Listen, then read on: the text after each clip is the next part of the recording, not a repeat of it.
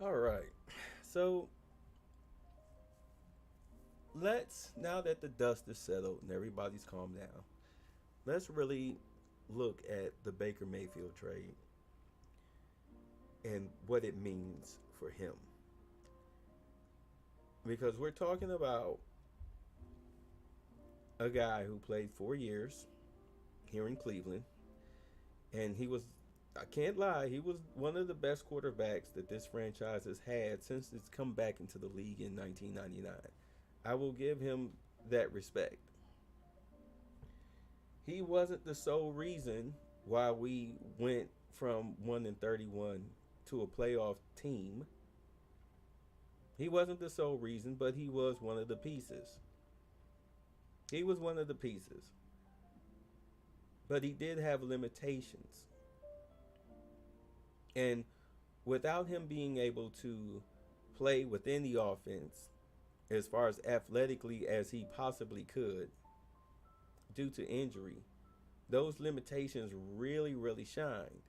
But what really got him on the trading block was the simple fact that he refused to be coachable last year during the whole process.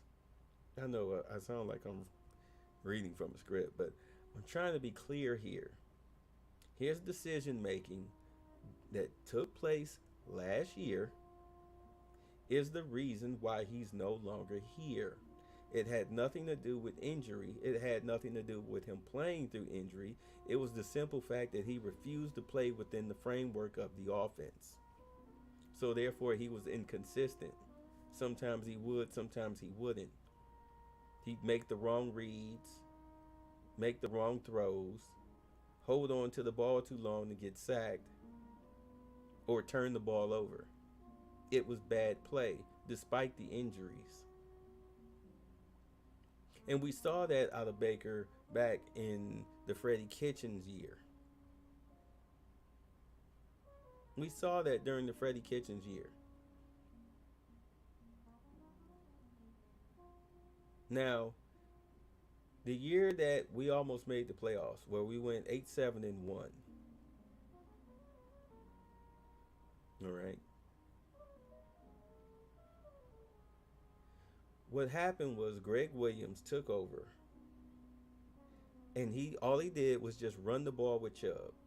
He ran the ball with Chubb. Chubb was practically the offense, and then some rollout throws. They threw when they needed to, or a surprise throw with play action pass. No problem. Baker Mayfield, he shined during that. 2019, not so much because it was shotgun throws trying to make him into something that he wasn't, which was an every down thrower.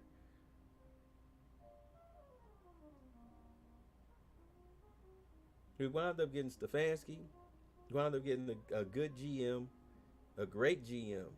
All right. Sashi Brown's apprentice and Eric Berry, who hired Kevin Stefanski, and he coached Baker within the frame. He tailor made an offense for Baker Mayfield based on his skill set. And we were putting teams away at halftime. Remember that whole 8-3 stretch? That's because in the first month or so of the season, he didn't understand the offense. He was making bad reads. He didn't trust the offense. But then suddenly he clicked and everything was going well. Yeah, we were putting teams away at halftime in a lot of those games because he played within the framework of the offense. But something happened after the Kansas City game in the playoffs because the following year, to start the season off against Kansas City, he just collapsed in the fourth quarter. And that just wound up being a trend. It became a growing trend throughout his career. But we just chalked it up to youth. Oh, he'll learn, he'll learn. Well, he never learned going on year 4.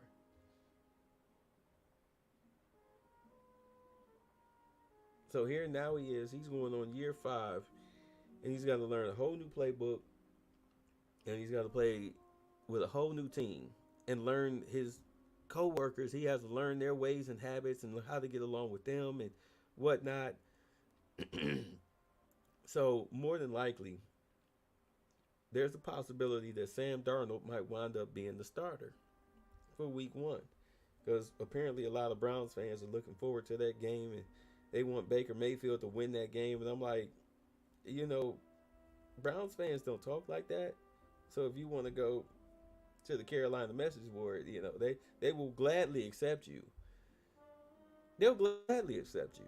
So go on over there and talk like that. But don't do it in a Browns group because, no player is bigger than the team. No player is bigger than the team, especially at the position that was upgraded. And I know a lot of Browns fans don't feel that way, but sorry, if you looked at the statistics and stop worrying about trying to police this man's penis, you'll see that that's a massive upgrade at quarterback. Who's way more athletic, mobile, and accurate, makes better decisions with the football than the guy that you're paying homage to.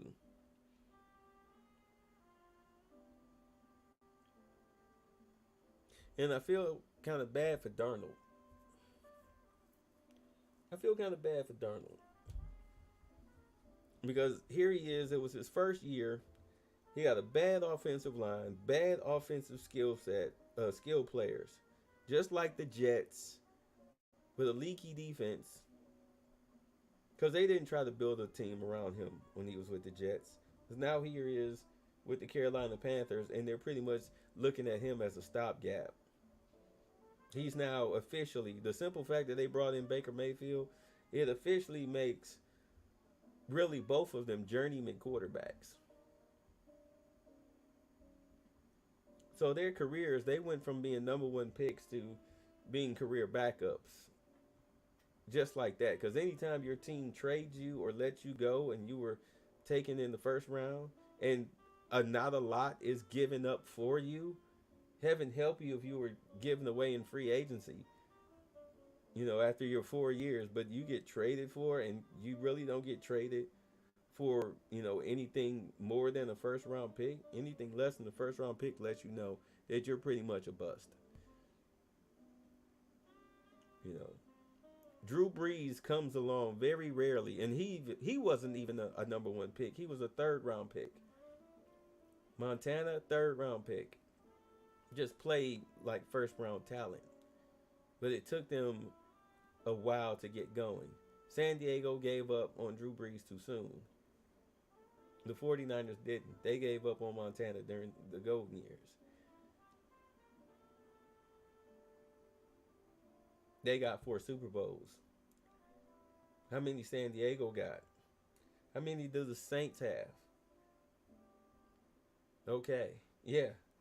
Because do understand, Malik Willis is in the background.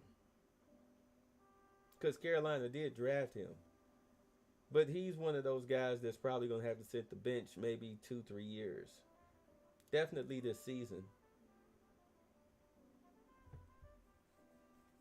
He's going to have to be groomed. He's one of those guys before they turn the reins over to him.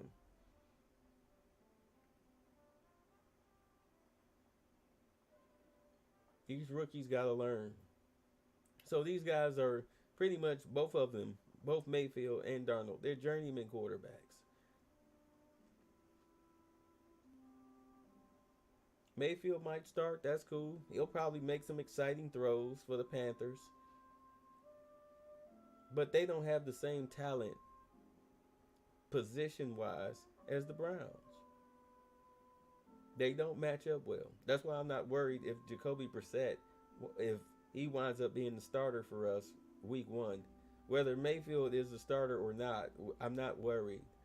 As long as we go into that game healthy, talent for talent, we should pound the shit out of them. Not concerned. That'll have to be some NFL rigging type of stuff for Carolina to walk away with a victory there. Trying not to curse. But if Mayfield, if he can't go there and just blow their socks off with 400-yard games, 5 touchdowns, if he can't put up great numbers consistently, and sustain that, just like come in like gangbusters and win or lose, you've got to put up numbers. You've got to produce. Your touchdown to interception ratio has to be at least 3-1 throughout the season. Every three touchdowns, one interception. You've got to put up good numbers. Maybe they wind up, if you can do that for at least 3 years, maybe they'll wind up trading Willis, or maybe they'll just let him ride the bench. Who knows? But without the talent, be it wide receiver, running game, offensive line, playing within the framework of the offense, I don't see that happening. So it's like, okay, well, where does he go next? Does he go down to Tampa Bay after a year in Carolina and try to, you know, take over for Tom Brady? Or does he wind up in Pittsburgh or maybe Seattle? Maybe he'll back up Russell Wilson. He's got at least 6, 7 years on him. Eventually, he's going to have to retire.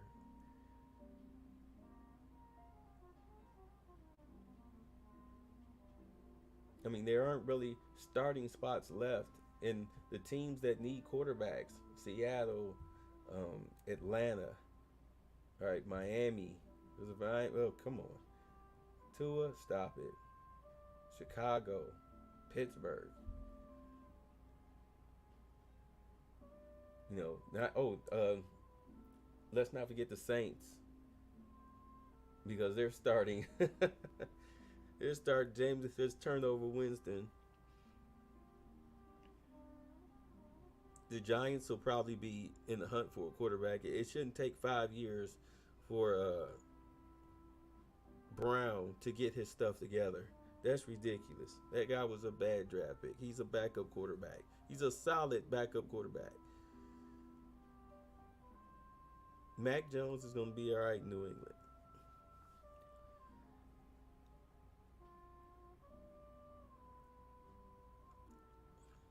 Good Lord. The 49ers are going to be okay. All right. Not worry about the Texans. They have a serviceable young quarterback that shows promise. Chicago, although they have Justin Fields, there's question marks. We'll see. I mean, they like his leadership, him and the kid in Philadelphia. But it's just a matter of, can they rack up the wins? I mean, Tim Tebow showed great leadership, but couldn't necessarily sustain the wins. And they knew that, not with his brand of football. He had to get better. And if you don't show progress as the season goes along, then they just straight up lose faith in you. But at any rate, these teams that are going to be desperate for quarterbacks next year, they're going to have their cream of the crop in the quarterback class, because the quarterback class for next year has a lot of talent in it. It's going to be very talented. Just like Baker Mayfield's year. It's just a matter of making sure that you pick the right quarterback. Because do understand, Allen, Watson, Mahomes were in that Baker Mayfield draft class. Okay? Lamar Jackson was in that draft class. There's some talent in the draft class next year for quarterbacks. So, more than likely, if he doesn't ball out for Carolina, if he doesn't beat out Sam Darnold, and if you can't beat out Sam Darnold, good Lord, they're probably just going to let him go as a free agent at the end of the year.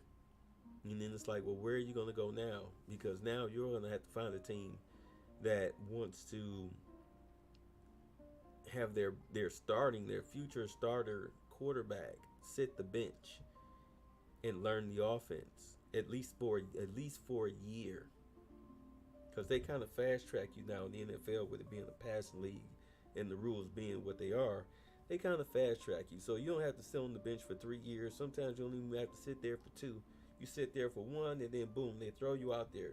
Throw you out there late in the season when the season's practically over with. And then next thing you know, they throw you out there on the opening day. And they see what you can do.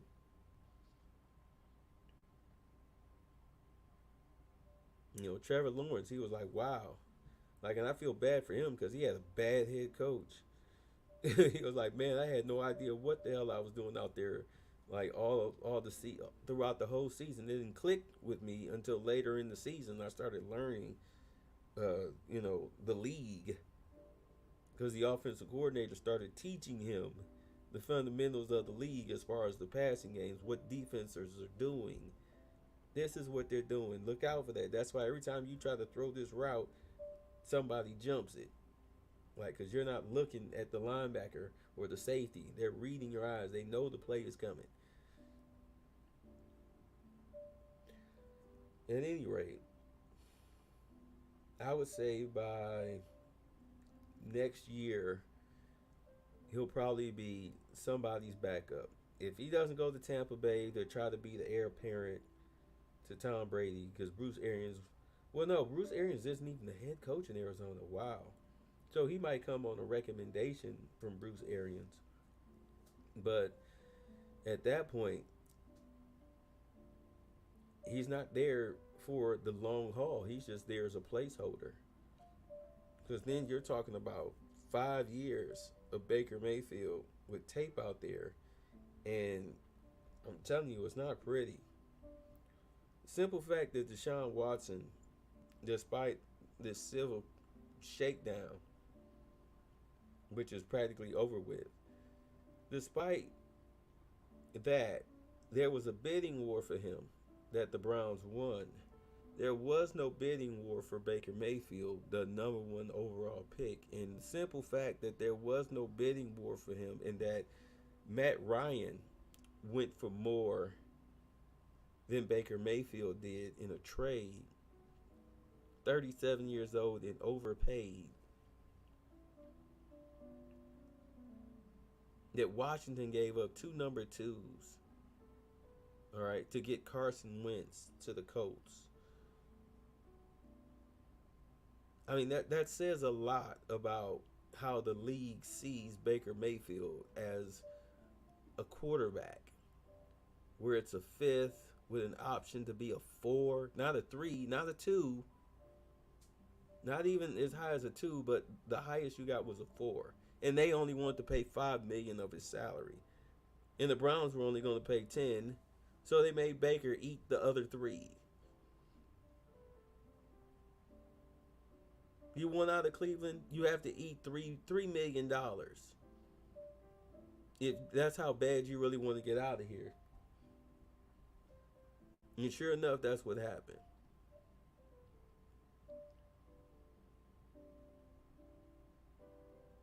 But he could have just said, he really just could have kept his mouth shut when the Browns got Deshaun Watson. And the first thing when they asked him, well, how do you feel about that? A mature person would have said, well, I can't wait to compete against him in training camp. And he would have said that, oh man, it'd have been on. A lot of fans would have had his back. Like, oh, okay, he want to fight for the job. Instead, he writing goodbye letters. Like, okay, I understand how you feel, my guy, but show some class. You gonna cry and whine about it on social media? Okay. Like, clearly, when the news came out, the little leak that they wanted an adult in the room, I mean, you didn't have to give us an example of why that was said. But those of us that are Browns fans, we've been seeing it all year. We've been seeing it for years. For years, with the crotch grabbing of Hugh Jackson and shaving of the beard and the mustache at the Denver game, to not speaking to reporters after an ugly win against Detroit. The whole OBJ situation where you just stopped throwing them the ball. And then when you did, I mean, it was bad passes. You're supposed to have been one of the most accurate quarterbacks coming out of college football, and now you can't even hit the broadside of a barn. That does not due to injury.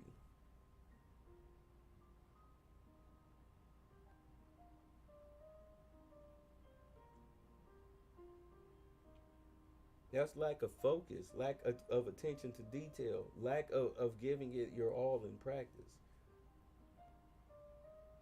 That's seriously, you not giving a crap football. I mean, the proof that when you were out with COVID or rehab or whatever, instead of you learning the playbook, you spent 10 hours a day all week playing video games because a kid, there's a screenshot of a kid around that time in December saying, yeah, I just played 10 hours of whatever video game with Baker Mayfield. Excuse me, with Baker Mayfield. He added me as a friend. Screen capture. That was the game that when you came back, you were supposed to be studying the playbook and the game plan, and we lost that game. Matter of fact, that was the Packers game. We lost the Packers game. You threw 4 interceptions. And fans are fighting for you. You wonder why Kevin Stefanski and Andrew Berry wanted to trade you. And you got fans small, oh, it was Stefanski's play calling. No. Like, did you forget that Kevin Stefanski, again, when the quarterback plays within the framework of the offense, you're putting up 35 points at halftime. You're going up into the locker room 28 to 10, 35-13. Okay.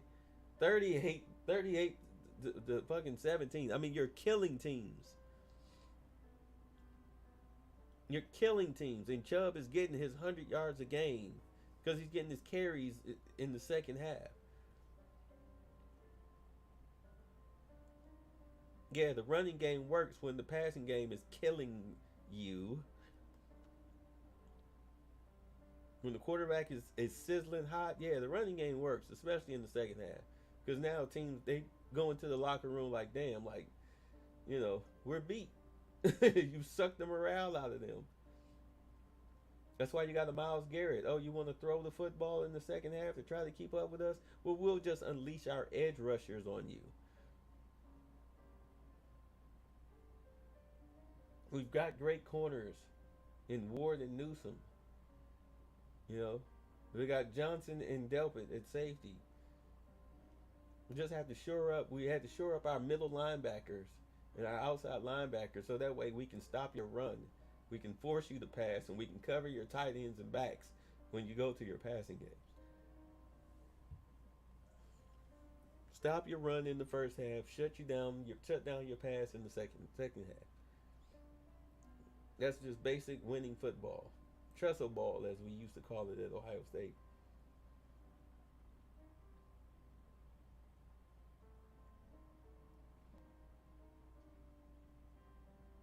You think that's going to translate over to Carolina, where you got Christian McCaffrey, who keeps getting hurt because he's not that big, very talented, but he's not that big, so he gets hurt a lot. We got one good wide receiver in Chalk,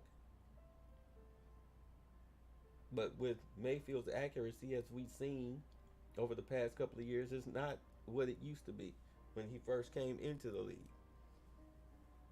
because he refuses to work on his footwork. Uncoachable. Refuses to take the game seriously. Shows up pudgy. He looks out of shape in his uniform.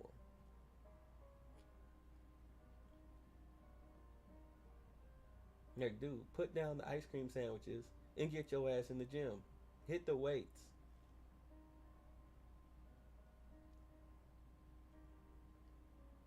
Bulk up. Don't puff up.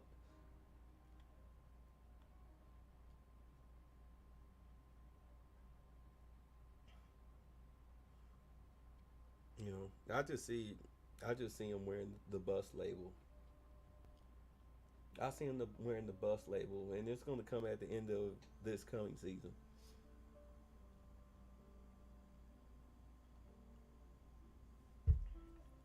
But remember I said it first. We'll see what happens. Peace.